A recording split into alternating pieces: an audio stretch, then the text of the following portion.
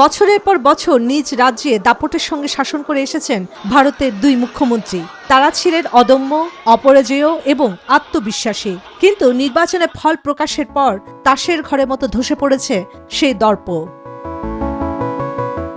পশ্চিমবঙ্গের মুখ্যমন্ত্রী মমতা বন্দ্যোপাধ্যায় এবং তামিলনাড়ুর মুখ্যমন্ত্রী এম.কে. স্টালিন ২৬-এর বিধানসভা নির্বাচনে শুধু পরাজিতই হননি, রাজনৈতিক মানচিত্রে তাদের আধিপত্য এখন ধূসর, আর নিজ রাজ্যেই তাদের দল কার্যত নেমে গেছে দ্বিতীয় সারির ভূমিকায়।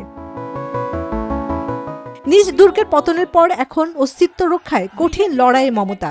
বিজেপির জয়কে অনৈতিক আখ্যা দিয়ে ঘুরে দাঁড়ানোর ডাক দিয়েছেন তিনি।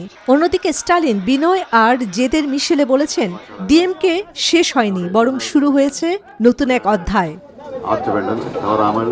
এদিকে বিরোধী শিবিরে থাকা ৭১ বছর বয়সী মমতা সম্ভবত আরও জোরালোভাবে সামনে আনবেন তাদের পরীক্ষিত বাংলা বনাম বহিরাগত বয়ান। বিজেপির উত্থানের মুখে নিজেকে আরও রাজ্যের রক্ষক হিসেবে প্রতিষ্ঠার চেষ্টা করবেন তিনি। তবে তার আগে বড় চ্যালেঞ্জ হবে দলের ভাঙন ঠেকানো, গণপদত্যাগ ও দলবদল রোধ করে অনুসারীদের ঐক্য ধরে রাখা। তিনি নিঃসন্দেহে রাজপথের লড়াকু নেত্রী এবং এখনও ভারতের অন্যতম শক্তিশালী রাজনৈতিক ব্যক্তিত্ব। তবে ক্ষমতা হারানোর পরও তিনি দুর্বল হননি, সে প্রশ্নের উত্তর এখন তাকেই দিতে হবে। এদিকে ৭৩ বছর বয়সী স্টালিনও লড়াই ছাড়ছেন না। মমতার মতো তিনিও এখন নিজেকে দ্রাবিড় পরিচয়ের রক্ষক হিসেবে তুলে ধরার চেষ্টা করবেন।